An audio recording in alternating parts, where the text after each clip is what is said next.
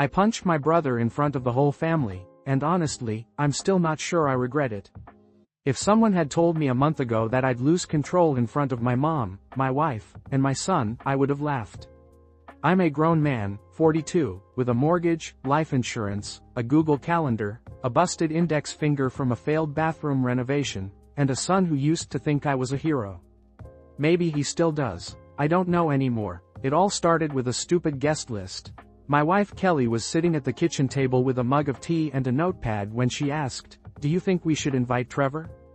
I shrugged. "We can invite him. He won't come." She gave me that look, the one she'd been giving me for 10 Thanksgivings in a row. Because she knew better. Trevor's my younger brother, always a tough one, sharp-tongued, stubborn, quick to take offense, incapable of respecting boundaries. We used to try, back in our 20s, but after Dad passed and the fights started, we drifted apart. He sank into bitterness and booze. I leaned into family, into Kelly, into Jake, into the house we built together. Not with our hands, but with effort.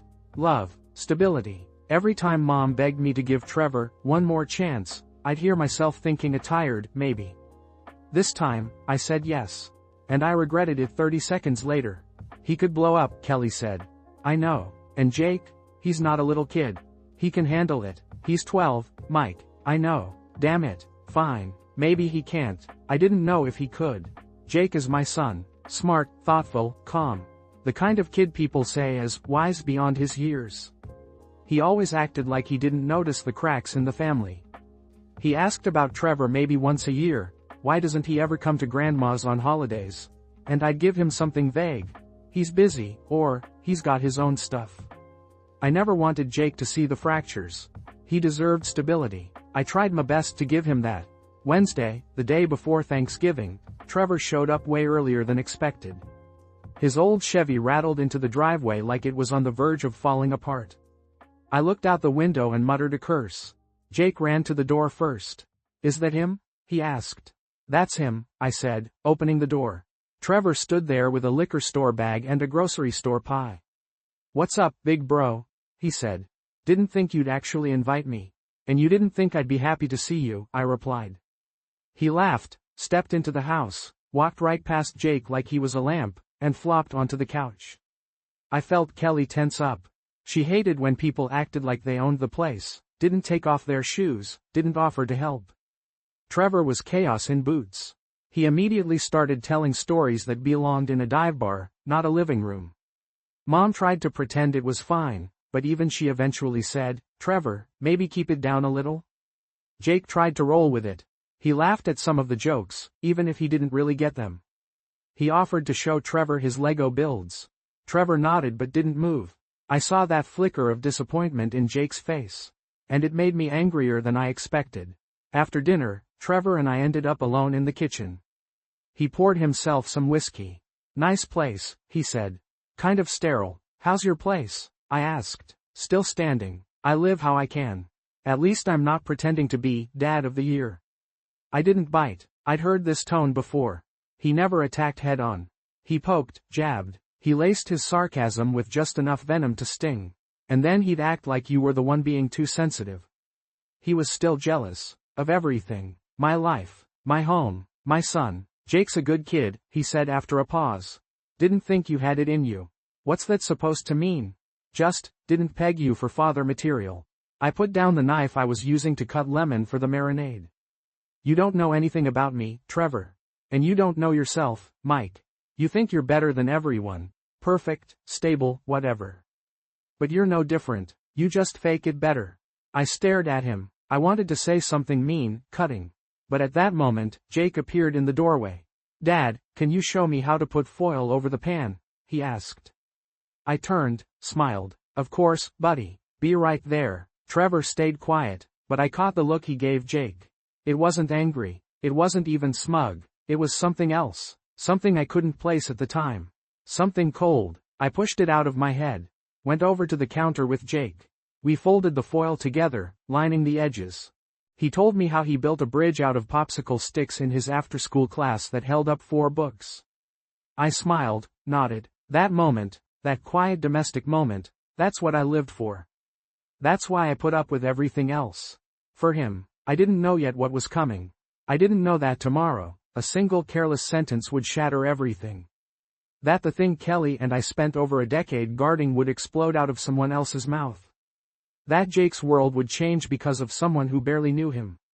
I just stood there with my son, thinking, let him never know how fragile all of this really is. But now he knows. The next day was supposed to be normal. Or at least predictable. I woke up at 7 out of habit, even though no one made me. Kelly was already in the kitchen, brewing coffee, chopping vegetables. Jake sat at the table with his tablet, sketching something in a 3D modeling app. Everything looked peaceful, almost routine. Even Trevor seemed quieter than usual. He was still asleep on the living room couch, lightly snoring under a throw blanket. For a brief moment, we almost believed we'd gotten away with it. That his visit would pass without damage. We were wrong. Around 11, Trevor finally got up, stretched, and headed straight for the fridge. I was chopping onions, Kelly frying bacon. Jake had gone to his room to grab his headphones. Still running the place like boot camp? Trevor smirked, cracking open an energy drink. We're just cooking, I said. Sure, cooking. Right on schedule. Mike in full control mode, as usual. I didn't respond. He was looking for an opening. He'd been looking since he walked in. I knew this pattern, the prodding, the slow escalation. Remember when we took Dad to the hospital? He asked suddenly. I said nothing. You bailed, showed up when everything was basically over.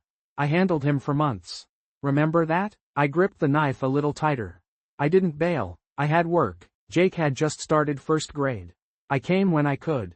Yeah, once a week, for an hour. That's what you call showing up? Not now, Trevor. Why not? Because it's a holiday? Because you're the host? I set the knife down. Because we're in the kitchen. Because my wife and son are nearby.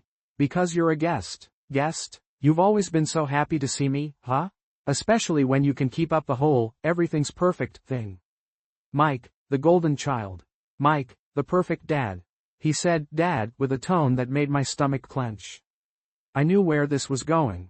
And I started to get angry. If you came here to rehash old fights, fine, but at least wait till people aren't around.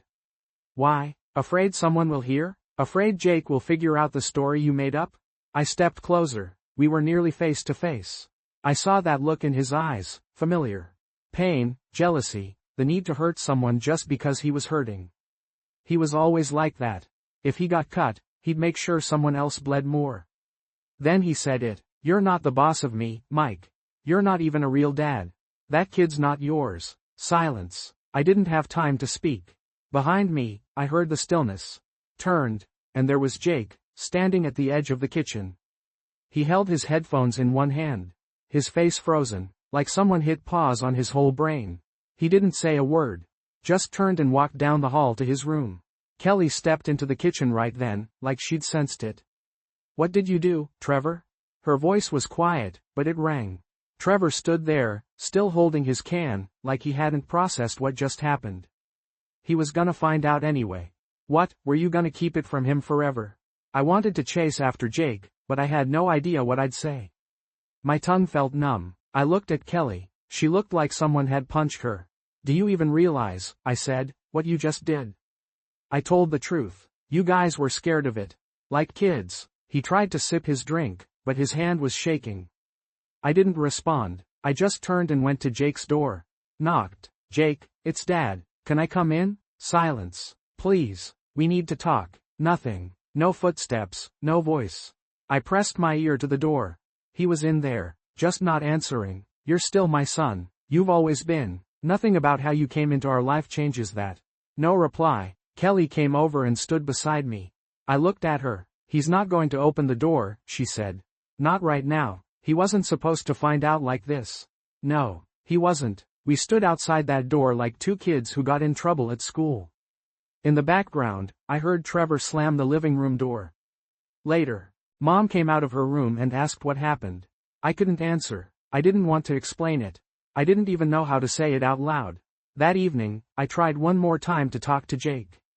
Still nothing. He hadn't locked the door, but I didn't want to walk in uninvited. I just sat down outside it, leaning against the wall. Jake, you're my son. You always have been. This doesn't change how much I love you. But words weren't what he needed right then. And I knew it. The silence was worse than any shouting could have been. The next morning, the house was silent. Not peaceful, dead quiet. Like someone had hit the mute button on everything. Kelly was cleaning up in the kitchen without saying a word. Mom pretended to do a crossword puzzle. I sat in the hallway, staring at a blank TV screen. And Jake, he was just gone. Physically in his room, but mentally, somewhere I couldn't reach. He didn't come out for breakfast. Didn't leave his room, even when we started eating without him. I knocked. Nothing. Kelly tried later, same result. We couldn't hear even his footsteps. Just silence, so thick you could touch it. I sat down by his door again. Jake, I'm here. Just say something. Anything. Silence. You're mad. I get it. You have every right. But please, don't shut us out. Still nothing. No sounds at all. I couldn't even tell if he was breathing. Kelly sat on the couch, hands clenched like she was physically holding herself back. I could kill him, she said quietly. Honestly. Just, stand up and hit him. I know. He destroyed everything. In one damn moment. Yeah, but Mike, don't go to him. I just want to talk. No, that won't be a talk. That'll be a fight. He has to apologize. He won't, and if you go, you'll make it worse. I nodded, didn't argue, waited about an hour. Then I grabbed my coat, my keys, and left. Trevor rented a room in a house across town. 2-story, peeling paint, narrow driveway. I rang the bell. A few seconds later, he opened the door. No surprise on his face. Like he'd been expecting me. Well, look who it is. Thought last night's drama was the finale. Guess we've got a sequel, he said. I need to talk. Come in. I stepped inside. The place reeked of cigarettes, cheap beer, and dust. Worse inside than out. So what do you want? An apology? You want me to stand on your porch and confess to your kid? Maybe move out of town? I looked at him. He was calm. Too calm. Do you even understand what you did? I told the truth. That's it. Telling the truth isn't a crime. You pulled that truth out of nowhere. In a house with a child. In front of him. With no warning. Oh come on, Mike. You were gonna tell him eventually. Or were you planning to keep it secret forever? I stepped forward. We wanted him to hear it from us. On our terms. With trust. Sorry I didn't fit into your little family rollout plan. You messed up his head, Trevor. He's silent. Shut down. Doesn't believe anything. Maybe he shouldn't. That's a grown-up truth. Better he finds out now than when he's 20 and hates you for lying. I could feel something twisting in me. Like every word was sandpaper on raw skin. You don't even regret it, do you? For what? For saying what was real? No, I don't apologize for truth. I walked up closer. He didn't flinch. Mike, he said, you think you're better than everyone. But you're just playing a role. Wife, kid, house. Your perfect little setup. But it's fragile. All fake. You know that. I just nudged it, and look. It fell apart. And now you blame me, 'cause you don't have the balls to admit you built a house of cards. I hit him. I didn't think. Didn't plan. I just swung. Hard. Hit his jaw. He staggered, caught himself, tried to stand. I hit him again. He crashed into the wall, grabbed my shirt, yanked. We tumbled. It wasn't a fight, really. It was a break. I landed another punch. His lips split. He kicked at me. I backed off, breathing hard. He sat up, holding his mouth. Blood on his chin. Shit, you deserved it. For what, huh? For reminding you that you live in a lie? I didn't answer. I turned and walked out. Got into my car. Turned the key. My hands were shaking. My knuckles, bloody. His blood, not mine. By the time I got home, it was dark. Kelly met me in the hallway. Where were you? With him. You? Yeah. She looked at me. Not approving, not mad. Just tired. I walked to the bathroom, turned on the sink, and watched the blood swirl down the drain. I didn't feel relief. I didn't feel rage. I felt nothing. Just empty. After I hit Trevor. Everything got worse. Not in a dramatic explosion kind of way, but like after an earthquake. The walls are still standing, but the cracks are there, deep and spreading. And you don't know which one is going to bring the whole thing down. We didn't talk about it. Not out loud, but everything in the house. How Mom set the table, how Kelly breathed at night when she thought I was asleep. Said the same thing. Something broke, and we were pretending it hadn't. Mom was the first to bring it up. She came into the kitchen Friday morning while I was slicing carrots for soup and sat at the table without a word. Just silence and a look that told me everything. He called me, she said. I kept slicing. Said you hit him. I nodded. Did you? Yeah, why? I put the knife down, wiped my hands on a towel. Because he told Jake. Because he did it on purpose. And he didn't feel bad. Trevor's an idiot, he always was. But you're not. You're the adult. You're the father. You were supposed to be better. I didn't argue. I didn't defend myself. I stared out the window at the neighbor's tree, half bare from the wind. I tried, I said. But in that moment, I wasn't anyone. I was just pain. She sighed. I'm on your side, she said. But the others won't be. And she was right. Over the weekend, I got 6 calls. Some asked gently if I was okay. Others weren't so subtle. One cousin left a 3-minute voicemail calling me a psycho and saying, "Dads aren't supposed to have that kind of rage." I listened to it all like I was underwater. Because nothing anyone said mattered compared to what was happening inside the house, behind Jake's door. He ate. He came out. He even smiled when Kelly told some goofy story from high school. But he didn't look me in the eye. Didn't ask me anything. Didn't come to me for help with homework. It was like we were roommates who used to know each other. I tried to sit with him a few times. Light conversation. How's school? Fine. Anything happened today? Not really. The conversations ended faster than they started. He was polite, but not in a warm way. It was the politeness of distance. Of walls going up, and I didn't know how to tear them down. Then one night, everything shifted. I went in, sat down. He was playing a quiet game, blocks floating across the screen. I didn't speak, just sat. A minute passed, maybe 2. Then he shut off the game, placed the controller down, and said, "If I'm not your real kid, why did you even raise me?" It hit like a punch to the chest. No yelling, no tears, just a quiet voice and words sharp enough to cut. I tried to stay calm. Because from the very beginning, I knew you were mine. Not by blood, but by heart. Because I wanted to be your dad. Always. He nodded slowly. But you knew. This whole time. And I didn't. We were going to tell you. We were scared. When you were ready. When it could be a real conversation. Without pain. Everything hurts now. He didn't say it with anger. Just as a truth. And that made it worse. Can I be alone? He asked. I stood up, left, closed the door gently, like that would somehow keep things from breaking more. Kelly was in the hallway. I didn't even look at her. Just rested my forehead against the wall. "Mike," she said, "I screwed it all up." "No. I broke what we built over 12 years. "No," she repeated. "It's not broken. It's cracked. But it's still standing, as long as we keep holding it together." Later that night, she brought tea and sat beside me on the bed. "We can't do this alone. Not anymore, and I think you know that." I nodded. "Family therapy? Yeah, we can't make him go. But we have to offer." The next morning, we sat at the kitchen table, the 3 of us. Light from the window, quiet air. I said, "Jake, your mom and I have been thinking. There are people who help families talk. When it's hard." He was silent. No pressure. "We'd just like to try." He looked at us. His eyes weren't angry, but they weren't warm either. "Is it like sitting in a circle and crying?" "Sometimes," I said, "but a lot of the time, it's just learning to listen." He nodded. "Okay, maybe." Then he walked back to his room.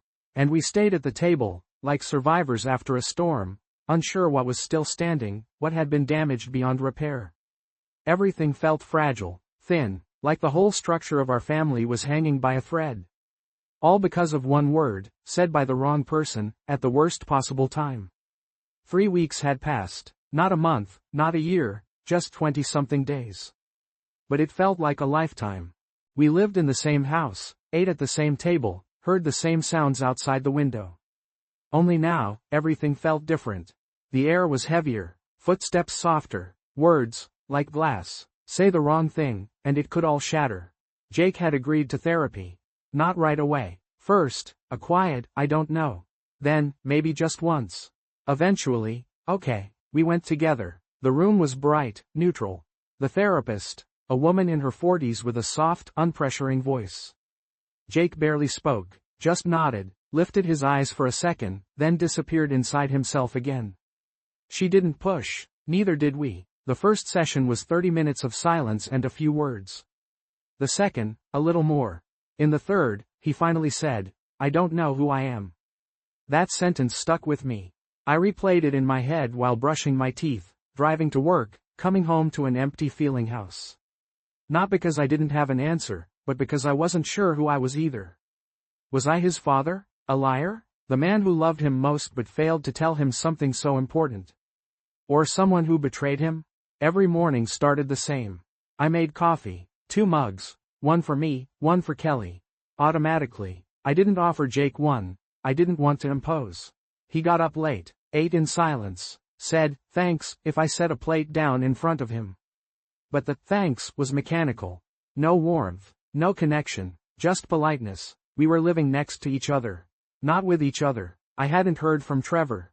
He didn't text. I didn't call. Mom once said he'd left town, moved in with some friends out of state for a while. I told her I didn't care. But that was a lie. I didn't know what I'd do if he came back.